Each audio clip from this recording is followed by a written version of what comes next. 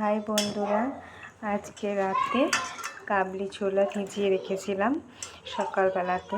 তো এই কাবলি ছোলা আর আলু দিয়ে আলু কেটে রেখেছি ছোট ছোট করে, আলু কেটে রেখেছি ছোট ছোট করে। আর এই যে কাবলি ছোলা, এগুলো আলু দিয়ে রাতে ঝোল করবো, মানে ঘুগনির মতন করব।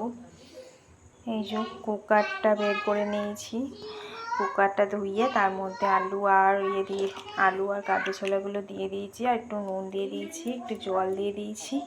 এবার কুকারে ঢাকনাটা লাগিয়ে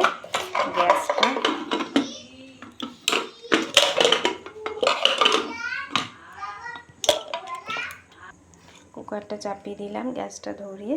এবার কয়েকটা সিটি ফেলে নেবো। কলাইটা দেখো, কুকারটা সেদ্ধ হয়ে গেছে, দেখো কলাইটা একবারে সেদ্ধ হয়ে গেছে, আলু সমেত নামিয়ে নিয়েছি। এবার গ্যাসটা চালিয়ে দিয়েছি। এবার কড়াইটাতে একটু তেল দিয়ে দেবো, গরম হয়ে গেছে। অল্প তেল দেব, দিয়ে একটু মশলা দিয়ে দেবো।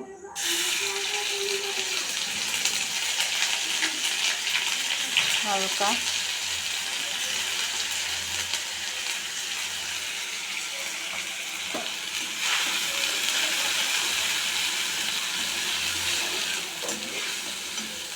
এই যে নুন, হলুদ আর জিরে গুঁড়ো, একটু চানা মশলা সব দিয়ে দিয়েছি, একটু টমেটো দিয়ে দিয়েছি। এবার মশলাটা ভালো করে কষিয়ে নেব। একটু জল দিয়ে দিয়েছি, ঢাকনা দিয়ে কষিয়ে নেব। এবার ঢাকনাটা খুলে নেব। দেখো মশলাটা কষে গেছে সুন্দর করে। মাঝে আমি একবার ঢাকনাটা খুলে রেখেছিলাম, তো মশলাটা পুরো কষে গেছে। আস্তে দিয়ে রান্নাটা করছি, এবার জোরে দিয়ে দিলাম।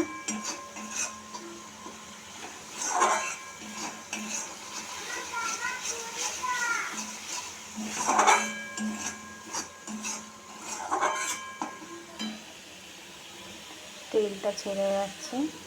এরপর আমি কলাইটা দিয়ে দেব।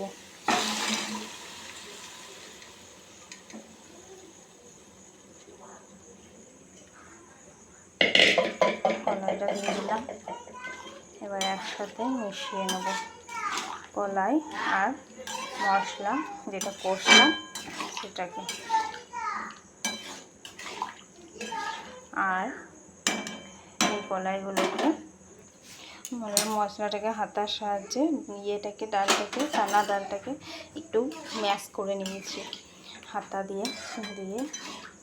এরপর ঢাকনাটা দিয়ে দেবো, একটু জোরে দেবো, আর খানিকটা একটু জল দেবো গরম, দিয়ে একটু ঢাকনাটা দিয়ে ফুটিয়ে নেব। কলাইটা ফুটে গেছে। আচ্ছা,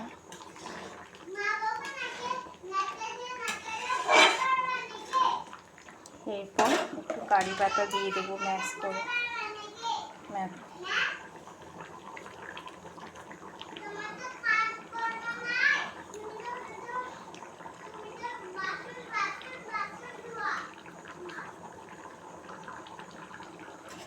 কারি পাতাটা দিয়ে দিলাম, এবার কারি পাতাটার সাথে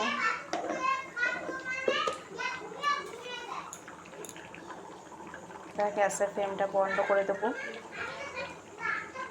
ওকে বন্ধুরা, আবার একটা নতুন রান্নার ভিডিও নিয়ে আবার তোমাদের সামনে আসবো।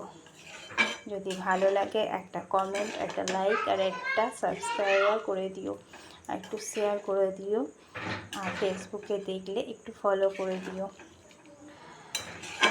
কেমন হয়েছে বললো কাবলি ছোলার ঘুগনি।